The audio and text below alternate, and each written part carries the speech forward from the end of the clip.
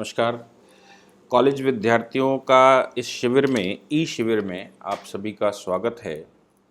और इस ई शिविर में कॉलेज विद्यार्थियों के लिए आज का जो विषय चुना गया है दिल्ली में वो है वीर सावरकर। सावरकर मतलब क्या, सावरकर को किस प्रकार से देखना चाहिए। सावरकर एक ऐसे व्यक्ति हैं जिन्होंने हिंदुत्व की एक अलख जगाई, और हिंदुत्व की जो अलख जगाई उस हिंदुत्व की अलख का एक अलग प्रभाव हुआ। और जो आज उनका विरोध होता है देश में, वो उसका कारण है क्योंकि वो कटु हिंदू शब्द का इस्तेमाल करते हैं और हिंदुओं को एकजुट लाने के लिए वो इतिहास लिखते हैं। 26 वर्ष की आयु होने तक वीर सावरकर देश नहीं संसार में अलख जगा चुके थे भारतीय स्वतंत्रता की। सावरकर वो पहले व्यक्ति थे जिन्होंने विदेशी सामान की होली जलाई। मैं बात कर रहा हूं सन 1906 की, 1905 की, जब बंगाल का विभाजन हुआ और बंगभंग आंदोलन देश में चला बाल गंगाधर तिलक के नेतृत्व में। तो उस नेतृत्व में तब तक वीर सावरकर नासिक से उठकर पूना आ चुके थे, और पूना में उन्होंने जो फर्गुसन कॉलेज जिसमें उनका एडमिशन हुआ था, वहां पर उन्होंने एक काम करना शुरू किया। उन्होंने कहा कि भाई हमारा योगदान क्या हो सकता है। इस हमारे योगदान में उन्होंने कहा हम बहुत कुछ नहीं कर सकते, तो हम विदेशी सामान की होली जला सकते हैं, विदेशी बहिष्कार करेंगे। तो उन्होंने विदेशी बहिष्कार किया और अपने मित्रों और जो उनके साथी हैं उन साथियों के साथ जितना विदेशी सामान था उसकी होली जलानी शुरू कर दी। ये जो उन्होंने होली जलाई, इसका मैसेज पूरे देश में गया, और इनकी होलियों के जो कार्यक्रम थे जलाने के, उन कार्यक्रमों में शामिल होने वालों में होम रूल आंदोलन के उस समय के जो बड़े नेतृत्व था वो, और साथ में बाल गंगाधर तिलक उनके होली समारोह पर उपस्थित हुए। होली पर होली समारोह नहीं है, यह होली समारोह है दहन का, होलिका के दहन का, देश विरोधी शक्तियों का जो सामान है उसके दहन का। और यहां से वीर सावरकर की एक नई यात्रा शुरू हुई। हालांकि ऐसा नहीं है कि 1905 में ही वो ये सब करना शुरू किया, ये गलत है कि 1905 में करना शुरू किया। वीर सावरकर की जो जन्म है वो 28 मई सन 1883 है, और 1897 में जब बाल गंगाधर तिलक अपने चरम पर आए और बाल गंगाधर तिलक ने पत्र लिखने शुरू किए, बैरिस्ट्री मतलब वकालत छोड़कर वो जनता की सेवा करने के लिए और देश के विरुद्ध काम करने वाली, या देश में जो परतंत्र देश की सरकार है उस सरकार के विरुद्ध काम करने के लिए जब वो उतरे, तो उस समय कई एक घटनाएं हुई। महाराष्ट्र में पूना उसका केंद्र, 1897 की जो क्रांतियां हैं जिस समय चल रहा था, महाराष्ट्र का पूना उसका केंद्र हुआ करता था, क्योंकि उस समय भारत में प्लेग भी आया था। और जब प्लेग आया तो अंग्रेज सरकार घरों घरों में घुसकर चूहों के नाम से स्त्रियों के साथ अभद्रता करती। ये नासिक में थे, इनके यहां भी कुछ ऐसा हुआ तो इन्होंने उसका विरोध कर दिया। और अब इस सब के बाद उनके घर में एक दुर्गा मंदिर हुआ करता था। दुर्गा जी के सामने घंटों बैठकर ये प्रतिज्ञा ली कि इस परतंत्री शासन को उखाड़ फेंकने के लिए मैं अपना जीवन अर्पण करूंगा। और इसी को ध्यान में रखते हुए उन्होंने एक संस्था बनाई उस समय, मित्र मेला।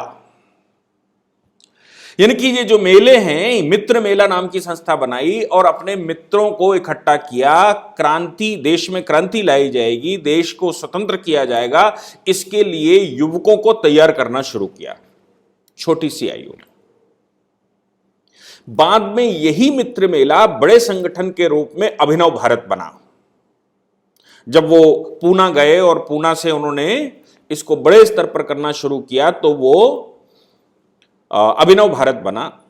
अभिनव भारत ने उस समय जब 1905 का आंदोलन चल रहा था एक महत्वपूर्ण भूमिका निभाई, और पूरे महाराष्ट्र में उनका कार्यक्षेत्र हो गया, क्योंकि महाराष्ट्र के पूना के फर्गुसन कॉलेज में उस समय पूरे महाराष्ट्र के नहीं पूरे देश के बच्चे पढ़ने आते थे। उन बच्चों को कन्विंस करना और उन स्थानों पर क्रांति की ज्वाला फैलाना जहां पर अभी कुछ ना हो, यानी कि जो इस तरफ बाल गंगाधर तिलक कर रहे थे प्रणों में, वही काम युवाओं में उस समय वीर सावरकर कर रहे थे। वीर सावरकर को केवल वीर सावरकर नहीं कहते, स्वतंत्र वीर सावरकर उनका पूरा नाम, उनको जो उपाधि दी गई स्वतंत्र वीर सावरकर, क्योंकि उन्होंने एक पार्टी और बनाई थी, स्वतंत्र सोसाइटी। स्वतंत्र सोसाइटी, ये सोसाइटी उन्होंने बनाई थी लंदन में। अब 1905 और 1906 के आंदोलन में जब बड़ी स्तर पर यह सब चालू हो गया, तो फिर अंग्रेजों ने इनके खिलाफ इनके ऊपर गुप्तचरी और ये सब करना शुरू कर दिया। वीर सावरकर को उस समय यहां से हटाने के लिए, कोई भी परिवार का व्यक्ति रहता है, उसको लगता है कि सरकार के खिलाफ क्यों जाना या कैसे ऐसे करना, तो इनके ससुर चपलूलकर जी ने फंडिंग की, और उधर जो भारतीय स्वतंत्रता के विदेशों में नायक थे श्यामजी कृष्ण वर्मा, लंदन में एक इंडिया हाउस उनका घर हुआ करता था, इंडिया हाउस से वो विदेश में अपनी सारी गतिविधियां चलाते थे। तो उन्होंने उधर से फंडिंग करने का ठाना कि भाई जो लोग हिंदुस्तान के बच्चे पढ़ने के लिए लंदन आना चाहते हैं, वो उनकी जो पार्टी है वो उनको सपोर्ट करेंगे। तो इन दोनों से जब कम्युनिकेशन हुआ, तो यहां बाल गंगाधर तिलक ने चिट्ठी लिखी। बाल गंगाधर तिलक जी की चिट्ठी वहां जब गई, तो श्यामजी कृष्ण वर्मा ने तुरंत ही सहमति दे दी कि हम उनकी मदद करेंगे। इधर इनके ससुर ने भी पैसे खर्च किए कि किसी तरह ये जाएं। जब 1906 में इनको वहां जाने का अवसर मिल गया कि भाई अब ये वहां पढ़ाई करेंगे, बैरिस्ट्री की पढ़ाई करने जा रहे थे कि बैरिस्ट्री की पढ़ाई करेंगे, तो अंग्रेजों ने अब इनकी गिरफ्तारी इस समय टाल दी।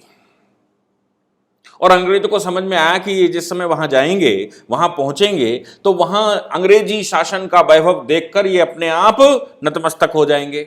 उनको क्या मालूम था कि वहां जाकर ये यहां जितना अभिनव भारत कर रहा है उससे बहुत ज्यादा वहां करेंगे। श्यामजी कृष्ण वर्मा के संपर्क में आए, पढ़ना शुरू कर दिया।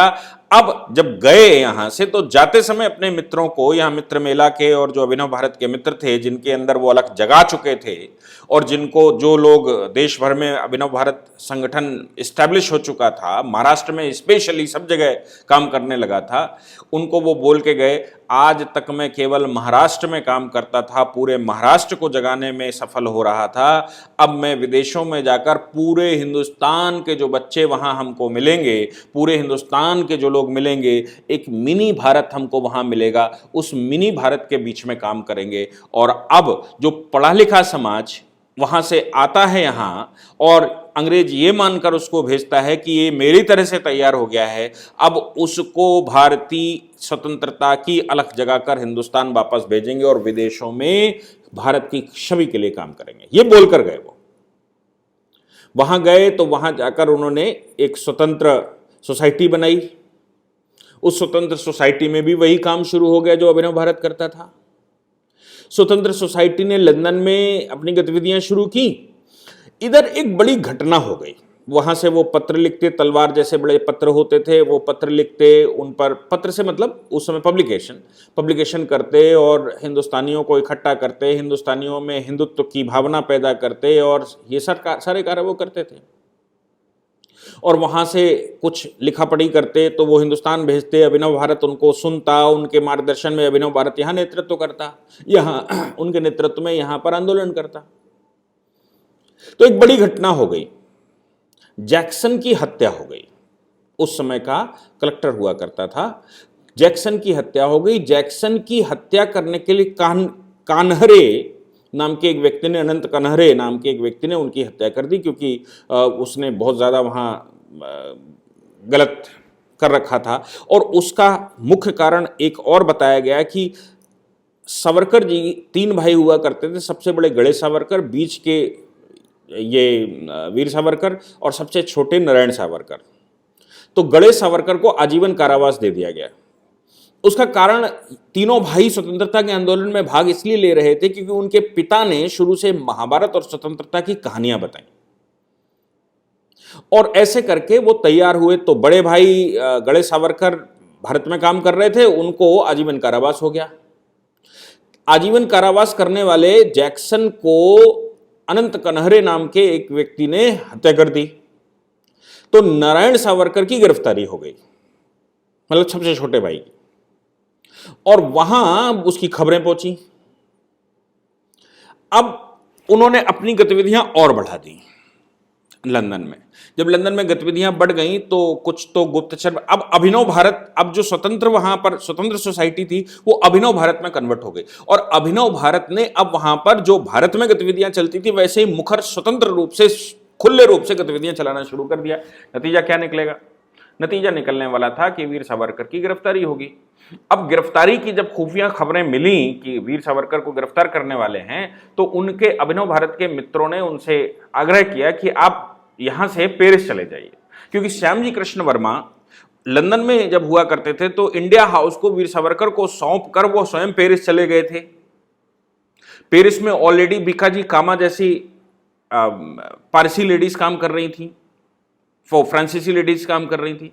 तो वहां पर वो उनको शिफ्ट करने के बाद तो फिर से अब की बार श्यामजी कृष्ण वर्मा से बात हुई तो उन्होंने कहा ठीक है आप यहां आ सकते हो। तो वो चले गए पेरिस। पेरिस में एक अखबार चलाती थी बीकाजी कामा, जिसका नाम था वंदे मातरम। वंदे मातरम अखबार में वो लेख लिखते, तलवार नाम के पत्र छपते, ऐसे करके उन्होंने पेरिस में इकट्ठा करना शुरू कर दिया। लेकिन इधर पेरिस में जो खबरें छपी हिंदुस्तान में, वीर सावरकर को अंतरराष्ट्रीय अंग्रेज बना चुके थे। अंग्रेज अंतरराष्ट्रीय इसलिए बना चुके थे क्योंकि अब सारा का सारा जो आंदोलन चल रहा था अभिनव भारत का, उसके विषय में मेन व्यक्ति के रूप में वीर सावरकर का प्रश्न आ गया, उनका नाम आ गया, और पूरे देश भर में वीर सावरकर को वो कहने लगे कि ये सावरकर ही है जिसकी वजह से ये सब कुछ चल रहा है। तो सावरकर की गिरफ्तारी होना और अभिनव भारत के जो पदाधिकारी वर्ग थे उन पर विभिन्न प्रकार की प्रताड़नाएं हो रही थी, जिसकी खबरें अब पेरिस में पहुंचने लगी। वीर सावरकर ने वो अखबार जब पढ़े लंदन पेरिस में छपे हुए तो उनको बड़ा कष्ट हुआ। उनका मानना ये था, उन्होंने अपने मित्रों से कहा कि मैं, जिसने ये अलख जगाई वो यहाँ झाड़ियों में घूम रहा है, यहाँ फूल पत्तियों में, बागों बगीचों में घूम रहा है, और हमारे सारे साथी वहां प्रताड़ित हो रहे हैं। उन्होंने फैसला किया 1910 में कि हम लंदन वापस जाएंगे। श्यामजी कृष्ण वर्मा ने समझाया, बहुत सारे मित्रों ने समझाया कि देखिए लंदन वापस जाना उचित नहीं है, आप यहीं से गतिविधियां चलाइए, क्योंकि अंग्रेज सरकार आपके पीछे पड़ी हुई है, आपको उसने नेशनल हीरो बना रखा है।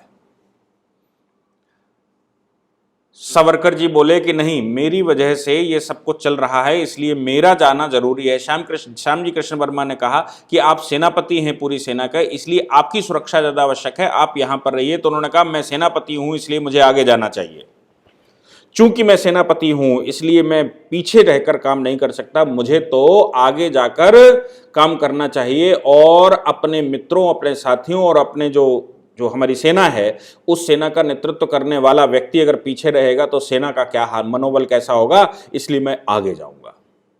उन्होंने फैसला किया कि हम लंदन जाएंगे।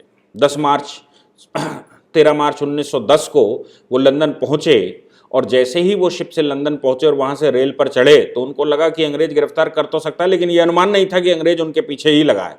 इंटेलिजेंस एजेंसियां सारी अंग्रेजों की उनके पीछे लगी हैं। उनकी लंदन में गिरफ्तारी हो गई। गिरफ्तारी होकर उनको भारत को डिप्यूट करना था, क्योंकि मुकदमा भारत में होगा जैक्सन हत्याकांड का। अब उस समय लंदन से जो जहाज आते थे हिंदुस्तान, वो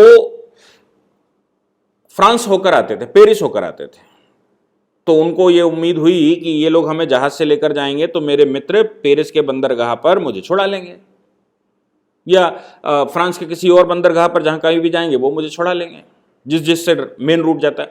अंग्रेजों को यह मालूम था कि इनका बहुत बड़ा संगठन यहां पेरिस में विराजमान है, इसलिए अगर हम यहां से लेकर गए तो भागने की संभावना है, इनके छूटने की बहुत संभावना है। इसलिए उन्होंने प्लान बनाया कि हम सीधे जाएंगे। लेकिन जब वो सीधे जा रहे थे तो किसी कारणवश लंगर के लिए वो पेरिस के एक बंदरगाह पर रुका शिप, लेकिन वो अननोन बंदरगाह टाइप था। तो इन्होंने बाहर झांक कर देखा कि कोई मित्र हैं क्या, देखा कोई नहीं है। जब कोई नहीं है तो क्या। तो बड़ी कोशिश की, लेकिन उसके बाद वो चल दिया। जिस कोठरी में शिप में ये बंद थे उसके बाथरूम में एक छोटा सा होल था। इन्होंने अधिकारियों से कहा, और शिप चल चुका है, बीच समुद्र में पहुंच गया, बहुत गहरे समुद्र में पहुंच चुका है।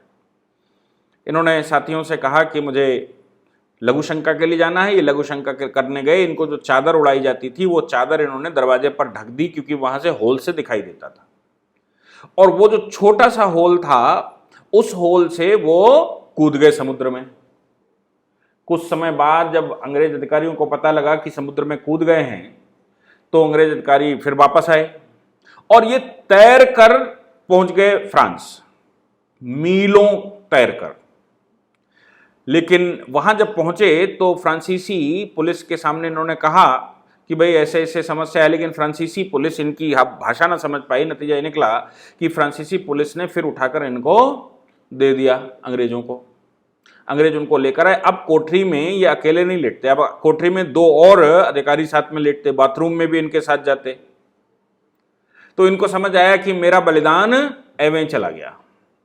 खैर, लाते लाते वो हिंदुस्तान ले आए। बंबई बंदरगाह पर उतारा गया। बंबई बंदरगाह से नासिक ले जाया गया। नासिक जेल में, नासिक के कोर्ट में इनके ऊपर 2 मुकदमे लगे। एक तो नासिक षड्यंत्र का, यानी कि ये षड्यंत्र है। दूसरा जैक्सन हत्याकांड का। आज की धाराओं के बारे में कहें तो धारा 302/120B। जब ये मुकदमा चलते चलते मुंबई पहुंचा और मुंबई के ट्रिब्यूनल में केस गया, तो ये जब अंदर घुसे हैं कोर्ट के अंदर, तो कोर्ट के अंदर एक 30-40 युवकों ने ताली बजाकर इनका स्वागत किया। तो इन्होंने चारों ओर देखा तो कोई दिखा नहीं, नीचे देखा तो युवक बैठे हुए हैं जमीन पर। ये सारे वो थे जो इनके फॉलोवर्स थे या इनके साथी थे और जैक्सन हत्याकांड और नासिक षड्यंत्र के मुकदमे के लिए लाए गए थे। लेकिन वो एक नज़ारा अलग था। इतिहासकार लिखते हैं कि उस समय जो उत्साह पैदा हुआ होगा उन लोगों में वीर सावरकर को देखकर इतने वर्षों बाद, वो अतुलनीय होगा। वीर सावरकर के खिलाफ मुकदमा हुआ। 50-50 वर्ष की 2, उनको 50 वर्ष षड्यंत्र के लिए और 50 वर्ष जैक्सन हत्याकांड के लिए सजा मिली। उस समय के गंभीर जो अपराधी हुआ करते थे अंग्रेजों की नजर में, उनको वो हिंदुस्तान की मेनलैंड में नहीं रखते थे। उनको वो वहां से 600 मील दूर समुद्र के रास्ते से ले जाकर बंगाल की खाड़ी का एक उप खाड़ी हुआ करती थी, या आज भी हमारे पास है, उसमें रखा करते थे, जिसको काला पानी कहा जाता था। अंडमान निकोबार में काला पानी जेल। उस काला पानी जेल में उनको ले जाया गया, रखा गया। अब वहां कुछ नहीं होता था, सिर्फ जंगल और जेल। खाने पीने की भी साफ सुथरी व्यवस्था नहीं, मच्छर और जो समस्याएं हो सकती थी वो, क्योंकि जंगलों में बनी हुई जेल थी। उस जेल में अब जो भी बंदी जाता था उसे काम करवाया जाता था, और भयंकर काम करवाया जा सकता। तो कभी कोलू पेरना, कभी पत्थर तोड़ना, ये सारे काम इनसे करवाए जाते। 8 वर्ष तक ऐसे ही चलता रहा, और हर बार वो कहते तुम जितनी प्रताड़ना दोगे मैं उतना ही सहन करूंगा, और जितना सहन करूंगा उतना मेरा देश स्ट्रांग होगा। अंग्रेजों ने षड्यंत्र करके इनके खाने में धीरे धीरे करके कुछ मिलाना शुरू कर दिया, क्योंकि अब शारीरिक रूप से तो रोक नहीं पाए, तो कुछ खाने में देना शुरू कर दिया। नतीजा निकला कि ये बहुत बीमार पड़ गए। 2 वर्ष तक बिस्तर पर रहे, और 2 वर्ष तक जब बिस्तर पर रहे तो हिंदुस्तान में जो लोग यहाँ वहां से छूटकर इस मेनलैंड में आते थे, उस जेल से छूटकर जो यहाँ पर आते थे, उनको वो सावरकर जी की खबर देते।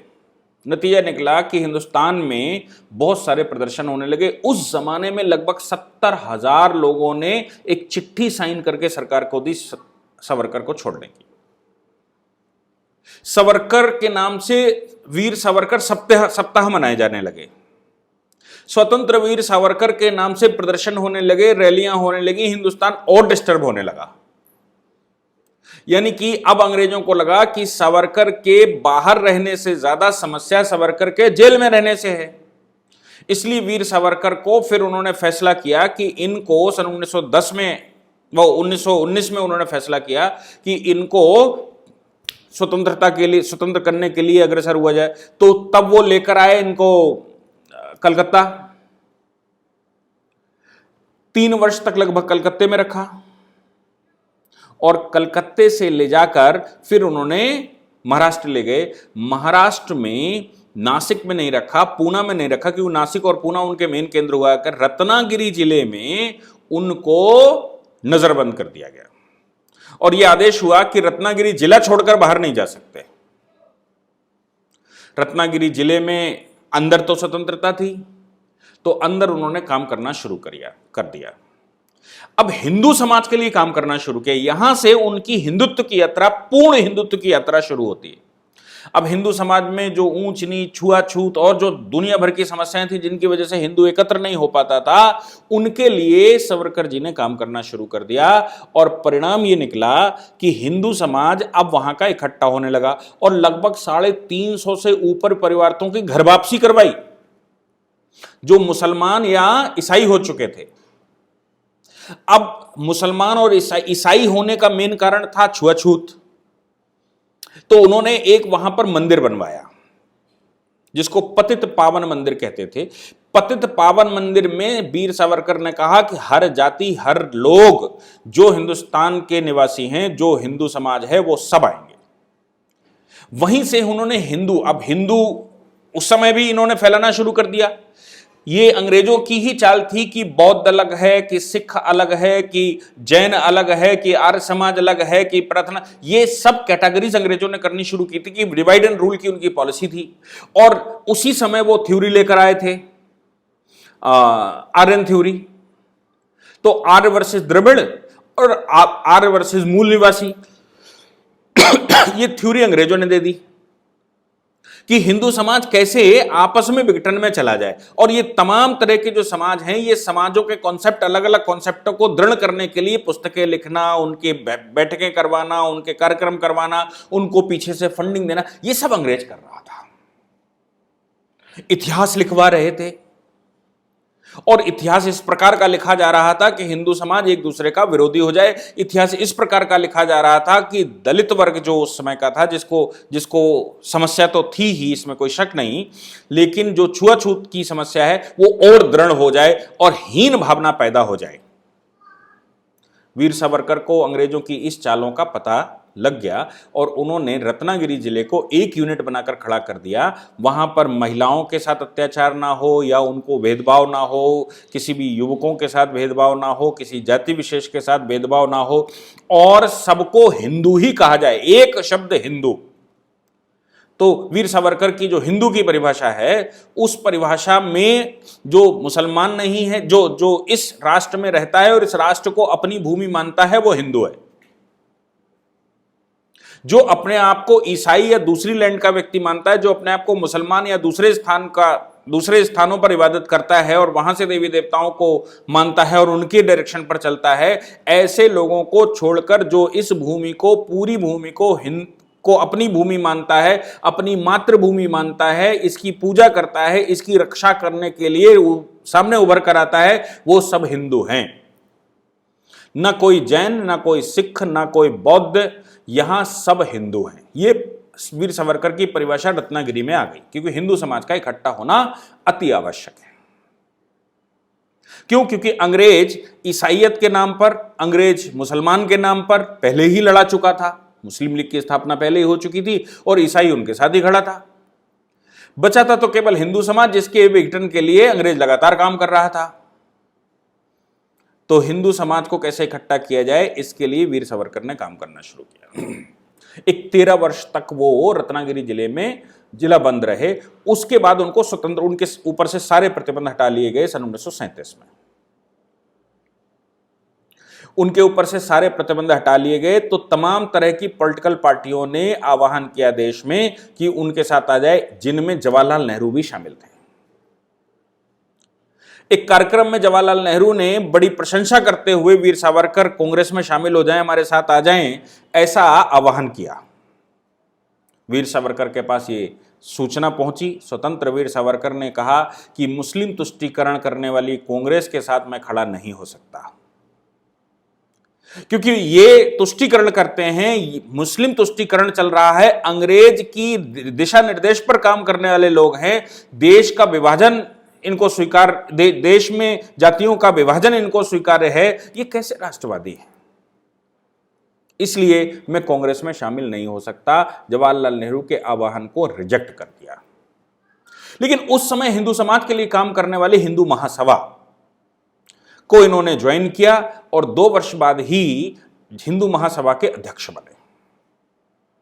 हिंदू महासभा के अधिवेशनों में जाते, अब एक राष्ट्रव्यापी संगठन मिल गया था, अधिवेशनों में जाते और जाकर लोगों को स्वतंत्रता के लिए अलग जगाते, हिंदू समाज को इकट्ठा होने के लिए अब ज्यादा काम करते, स्वतंत्रता भी कहते और साथ में हिंदू समाज इकट्ठा हो, क्योंकि उनका मानना यह था कि अगर हिंदू समाज इकट्ठा हो जाएगा, और हिंदू समाज मातृभूमि को अपनी भूमि मानता है, इसलिए इसको अगर गाइड कर लिया जाएगा तो देश में स्वतंत्रता स्वयं मिल जाएगी, और हिंदू समाज जब तक विघटित रहेगा तब तक देश में स्वतंत्रता मिलना असंभव है, क्योंकि मुसलमान अपने मजहब पर काम करता है, ईसाई अंग्रेज के साथ खड़ा हुआ है, और हिंदुओं के टुकड़े करने की व्यवस्था अंग्रेज कर रहा है लगातार, और कांग्रेस उनका सहयोग कर रही।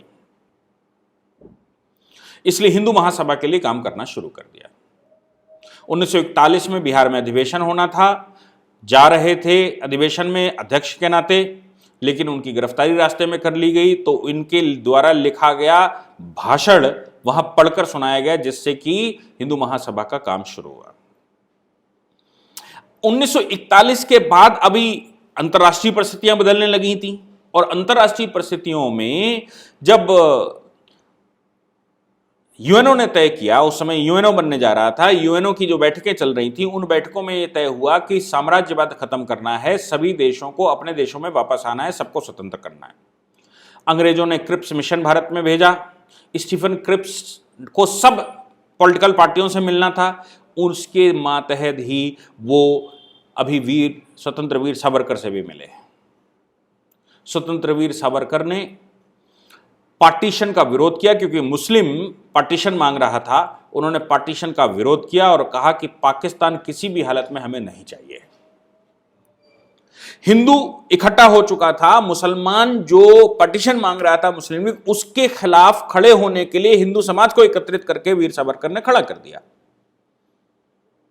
जिन्होंने 1 सूत्री फार्मूला 14 सूत्री फार्मूला चलाया, हिंदू हत्याएं शुरू की। तो उस समय अभिनव भारत थी, कांग्रेस उसमें कोई बहुत बड़ा रोल प्ले नहीं कर रही थी, अभिनव भारत थी जो मुसलमानों के खिलाफ खड़ी थी, जबकि कांग्रेस मुसलमानों का तुष्टीकरण कर रही थी, वो तुष्टीकरण की पॉलिसी पर था। तो स्वाभाविक है कि कांग्रेस जो अभिनव भारत है उसकी सबसे बड़ी विरोधी पार्टी कांग्रेस बनकर उभरी, उससे बड़ी विरोधी मुस्लिम लीग हुआ करती थी। तो मुस्लिम लीग और कांग्रेस ने अभिनव भारत का विरोध करना शुरू कर दिया। नतीजा यह निकला कि पार्टीशन को रोकने में सफल नहीं हो पाए, जबकि अगर कुछ लोग ऐसा आरोप लगाते हैं कि वीर सावरकर की वजह से पार्टीशन हुआ, क्योंकि हिंदू मुसलमान जो दंगे हो रहे थे, मुसलमानों के खिलाफ हिंदू जो खड़ा हो गया, इसलिए मुसलमानों में और प्रज्वलित हो गया। नहीं तो एक वर्ग मुसलमानों का था जो हिंदुस्तान के साथ था, लेकिन जब अभिनव भारत जब सामने खड़ा हो गया, या जब हिंदू महासभा सामने खड़ी हो गई और हिंदुओं के लिए काम करने लगी, तो हिंदू मुसलमान दंगे हो गए और उन दंगों की वजह से पार्टीशन हो गया। अरे भाई, जिन्होंने तो 14 सूत्री फार्मूला पहले दे दिया था, डायरेक्ट एक्शन उसने लागू कर दिया था, हिंदू उसने पहले डिक्लेयर कर दिया था हिंदुओं के साथ मुसलमानों का हित नहीं है, और हम दो अलग अलग मजहब के लोग हैं, हमारी संस्कृतियां अलग अलग हैं, हम इनके साथ रह नहीं सकते, इसलिए हिंदुस्तान को या तो हम खाली कर देंगे हिंदुओं से, और नहीं तो हमको एक देश बना दो। ऐसी परिस्थिति में हिंदू समाज खड़ा ना होता तो क्या करता? एक नेतृत्व की आवश्यकता थी, जो नेतृत्व वीर सावरकर ने दिया, नहीं तो मर जाने देते क्या। लेकिन कांग्रेस अपने विचार में थी, तो उन्होंने हिंदुओं का विरोध कर दिया, यानी कि हिंदू महासभा का विरोध कर दिया। पार्टीशन के विषय में उस समय के गवर्नर जनरल ने अपने प्राइम मिनिस्टर को जो चिट्ठी लिखी, आप ट्रांसफर ऑफ पावर डॉक्यूमेंट अगर पढ़ेंगे तो वो कहता है कि देश में सबसे बड़ा अगर पार्टीशन के विरोध में कोई संगठन है तो वो एक हिंदू महासभा है, एक राष्ट्रीय स्वयंसेवक संघ है। हिंदू महासभा और राष्ट्रीय स्वयंसेवक संघ के डाइल्यूशन से पहले उनको उनको किसी तरह से कंट्रोल करने से पहले हिंदुस्तान का पार्टीशन नहीं किया जा सकता, पाकिस्तान नहीं बन सकता। इन नायकों में उन्होंने लिखा कि जब तक स्वतंत्र वीर सावरकर को कंट्रोल ना किया जाए पाकिस्तान की नींव नहीं रखी जा सकती। षड्यंत्र शुरू हो गए, फिर से गिरफ्तारियां शुरू हो गई और पाकिस्तान की नींव कांग्रेस के सहयोग से रख दी गई।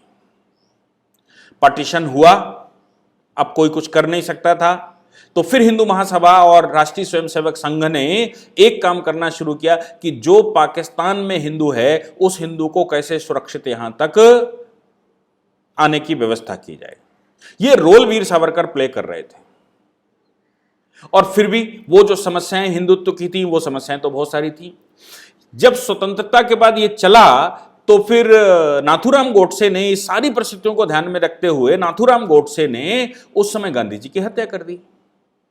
गांधी जी की हत्या करने पर दो संगठन, मैंने कहा जो अंग्रेज कह रहा था कि दो संगठन ऐसे हैं जो पाकिस्तान नहीं बनने देंगे, उन दो संगठनों के ऊपर बैन लगाया गया। वीर सावरकर की गिरफ्तारी हुई और उस समय राष्ट्रीय स्वयंसेवक संघ के पूज्य सरसंघ चालक परम पूज्य गुरु जी की गिरफ्तारी हुई और संघ पर बैन लगा दिया गया। हालांकि इन्वेस्टिगेशन जब बैठे तो इन्वेस्टिगेशन में पाया गया कि संघ का या हिंदू महासभा के वीर सावरकर का या इस तरह के संगठनों का इसमें कोई रोल नहीं है, तो सबको स्वतंत्र किया गया। इन सब ने इन्वेस्टिगेशन, चूंकि स्वतंत्र सरकार बन चुकी थी, देश स्वतंत्र हो चुका था, इसलिए इन दोनों संगठनों ने उस समय भारत में इन्वेस्टिगेशन को पूरा सहयोग दिया, आंदोलन करने की बजाय पूरा सहयोग दिया। वीर सावरकर को बहुत स्वतंत्रता के बाद भी बहुत कॉल किया गया कि कांग्रेस में शामिल हो जाएं या किसी पॉलिटिकल पार्टी में, लेकिन उन्होंने हिंदुत्व पर काम करना स्वीकार किया, उन्होंने कोई और दूसरा काम करना स्वीकार नहीं किया। धीरे धीरे 62 का जब युद्ध हुआ चीन के साथ, तो वो स्वास्थ्य से बहुत खराब हो गए थे और जो भारत सरकार जिस तरह से डील कर रही थी, क्योंकि वीर सावरकर इस मन के थे कि किसी भी देश से अगर कुछ करना है, चीन जैसी विस्तारवादी नीतियां, अगर विस्तारवादी देश से अगर लड़ना है तो अपने देश में आपको सेनाएं तैयार करनी पड़ेंगी। लेकिन नेहरू जी ने ऐसा नहीं माना। तो उस समय राष्ट्रीय स्वयंसेवक संघ भी ये कह रहा था लगातार कि आप ठीक हैं, लेकिन चीन विस्तारवादी है, चीन से निपटने के लिए सेनाओं की आवश्यकता पड़ेगी, वो धूर्त है। नेहरू जी उस समय पंचशील समझौते कर रहे थे, हिंदू चीनी भाई भाई कर रहे थे। इस बात से स्वतंत्र वीर सावरकर और राष्ट्रीय स्वयंसेवक संघ बड़ा नेहरू जी से नाराज था और नेहरू जी अपने मुख्य विरोधी के रूप में या तो हिंदू महासभा को देखते थे और दूसरा राष्ट्रीय स्वयंसेवक संघ को देखते थे कि वो राष्ट्रीय स्वयंसेवक संघ और हिंदू महासभा की बातें हिंदू समाज सुनता था। राष्ट्रीय स्वयंसेवक संघ पॉलिटिक्स में था नहीं, लेकिन हिंदू महासभा उस समय चुनाव लड़ती थी, वो अपोजिशन का रोल प्ले करती थी, इसलिए ऐसा करना स्वाभाविक था।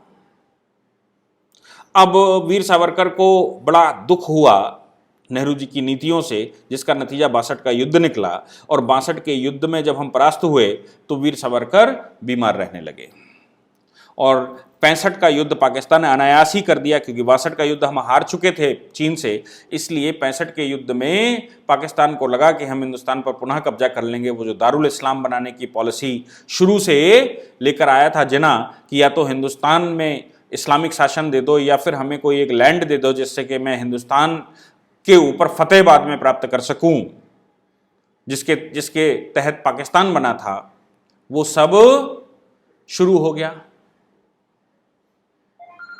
और इसका नतीजा ये निकला कि 65 के युद्ध उन्होंने कर लिया बिना किसी कारण के। 65 के युद्ध के बाद वीर सावरकर सरकार की पॉलिसी, और उसके बाद शास्त्री जी की मृत्यु हो गई। देश की दुर्दशा देखकर बड़ा कष्ट हुआ। उन्होंने स्वयं ही भोजन त्याग दिया, स्वयं ही उन्होंने जल पीना शुरू कर दिया, कुछ थोड़ा बहुत खा पी कर अपना समय बिताना शुरू कर दिया और परिणाम स्वरूप समाधि प्राप्त कर ली और वीर सावरकर इस देश से चले गए। लेकिन वीर सावरकर का देह चली गई, शरीर चला गया, उनकी आत्मा नहीं चली गई, उनके जो सिद्धांत हैं वो नहीं चले गए। हिंदुत्व की परिभाषा, जो हिंदुस्तान की परिभाषा है, जिसको लोगों ने कहा हिंदू का मतलब क्या, मुसलमानों ने, अंग्रेजों ने हिंदू का मतलब समझाने की कोशिश की। हमारे देश में इतिहासकारों ने यह लिखा कि हिंदुस्तान, हिंदुओं को, हिंदू शब्द जो है वो मुसलमानों ने दिया। हिंदू शब्द का मतलब गुलाम होता है, हिंदू शब्द का मतलब दास होता है। इस बात को लेकर उन्होंने एक पुस्तक लिखी जिसका नाम हिंदुत्व है। इस हिंदुत्व पुस्तक में उन्होंने सारी चीजें एक्सप्लेन करने की कोशिश की। उन्होंने कहा कि देखिए, ये मत कि हिंदू शब्द मुसलमानों ने दिया, ये सर्वदा गलत है। उन्होंने इस बात को ध्यान दिलाया कि भारतवर्ष बहुत कम समय के लिए भारत का नाम रहा। भारत का नाम सप्त सिंधु या सिंधु स्थान, और सिंधु स्थान जो शब्द है वो संस्कृत भाषा का है, और ये नाम विक्रमादित्य के पौत्र शालिवाहन, उज्जैन के शासक विक्रमादित्य के पौत्र शालिवाहन ने यह नाम दिया था सप्त सिंधु। और सप्त सिंधु में उन्होंने सप्त सिंधु नाम देते हुए अपनी बाउंड्री निर्धारित की थी। सिंधु नदी से सिंधु सागर तक उन्होंने अपना राज्य स्थापित किया। सिंधु नदी के अटक नदी से लेकर और यहां सिंधु महासागर मतलब जिसको आप आज हिंद महासागर कहते हैं, ये संस्कृत में सिंधु नदी और सिंधु महासागर, उसके ऊपर सिंधु के ऊपर का जो माउंटेन है सिंधु कुश माउंटेन कहा करते थे। इसको बाद में जब प्राकृत भाषा का भारत में प्रभाव बढ़ा और संस्कृत भाषा का प्रभाव कम हुआ, तो प्राकृत भाषा में सा को हा कहते हैं। इसलिए उसी समय आज से 2000 वर्ष पहले हिंदू नाम इस्तेमाल हो रहा था। हिंदू नाम इस्तेमाल हो रहा था, और ये जो हिंदू नाम इस्तेमाल हो रहा था इसको सिंधु से हिंदू कहा गया। उन्होंने ये बात सिद्ध करी। कुछ लेखों में उन्होंने कहा कि देखिए, चंद्रबरदाई के पिता, अभी चंद्रबरदाई का मतलब है शहाबुद्दीन गौरी भारत में आ रहा है और वो आक्रमण कर रहा है। उससे पहले उनके पिता बेन ने अपने, वो भी कवि थे, उन्होंने अपनी राइटिंग्स में लिखा, अटक, मैं पढ़कर सुनाता हूं, अटक ठाट महिमाट अटल तरागण थाने अटल नग्र अजमेर अटल हिंदव स्थाने। हिंदव स्थाने मतलब हिंदुओं का स्थान, ये अटल स्थान हिंदुओं का है जिसका केंद्र अजमेर है। अजमेर अटल रहे, तारागढ़ अटल रहे और ठाठ महिमाट, ऐसे अटल ठाठों के साथ हिंदुस्तान रहता है। ये उनके पिता ने लिखा। अभी मुसलमान भारत में नहीं आए। इसके बाद स्वयं चंद्रबरदाई ने कई एक उसमें लिखा है, कई एक चीजों में लिखा है। और जिस समय शहाबुद्दीन यहां से जा रहा है उसमें लिखा है, किया सलाम तिन बार जाहू अपन्ने सुतान मति हिंदू पर साही सज्जी आओ स्वस्थान। भारत के स्थान से जब वो जा रहा है आक्रमण करके, तो वो लिख रहे हैं कि ये हमारा स्वस्थान है, इस स्थान पर तुम्हारे जैसे शासकों का कुछ नहीं हो सकता। आगे वो लिखते हैं चंद्रबरदाई, जब हिंदू दल मतलब हिंदुओं का दल, इस स्थान पर जो सिंधु का स्थान है, सिंधु से सिंधु का स्थान है, इस स्थान पर रहने वाले लोग हिंदू दल, जब हिंदू दल जोर हुआ छुट्टी भीर धर भ्रम असमय अस्वस्थान चला करण उद्दसाक्रम जुरे हिंदू मीरम बहे खग्ग तारंब मुखे मार मारंब बहे सूर सारंब आज भाग चहुआन घर आज भाग हिंदवान इन जीवित दिल्लीश्वरगंज ना सबके आन। अब इसमें हिंदू शब्द, आप जिस समय पृथ्वीराज का, चंद्रबरदाई का पृथ्वीराज रासो पढ़ते हैं, उसमें हिंदू शब्द का इस्तेमाल बहुत बार हुआ है।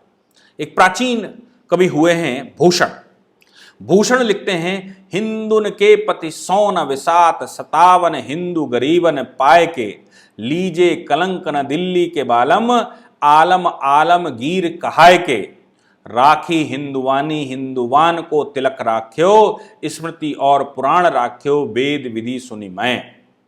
यानी कि जब आलमगीर भारत में आक्रमण कर रहा है, हिंदुओं को लूट रहा है, तब वो कह रहे हैं कि हिंदुओं को सता रहे हैं, उनकी विरासत सता रहे हैं, उनके गरीबों को सता रहे हैं और दिल्ली को कलंकित कर रहे हैं। हिंदुओं चिंता मत करो, तिलक लगाकर रखो, स्मृति और पुराणों को हाथ में रखो, वेदों की विधि को सुनो और कन्वर्जन को रोको। यह उस समय की बात है जब मुसलमानों के आक्रमण हिंदुस्तान पर हो रहे हैं। और हिंदुस्तान जो शब्द है, अगर मुसलमान यहां पर शासन करने आ भी गया, उसने आक्रांताओं ने इसको घेर भी लिया, तो क्या उसने नाम परिवर्तन किया? और नाम परिवर्तन किया तो उसने इस्लामिक नाम क्यों नहीं रखा? उसने हिंदुस्तान क्यों रखा इसका नाम? क्योंकि पूरे के पूरे मुगल शासन में भारत का नाम हिंदुस्तान ही रहा, तो इसको कहते हैं हिंदुस्तान। बाद में इसका अपभ्रंश जो आया उसको हिंदुस्तान कहा। तो हिंदू स्थान, पहले जब शालिवाहन ने कहा सिंधु स्थान, सिंधु से सिंधु तक, तो जो बाउंड्री महाभारत में तय हुई, वीर सावरकर ने हिंदुत्व में लिखा है कि जो बाउंड्री महाभारत में तय हुई वो बाउंड्री थी हिंदू कुश से लेकर और हिंदू तक, यानी कि सिंधु कुश से लेकर सिंधु तक।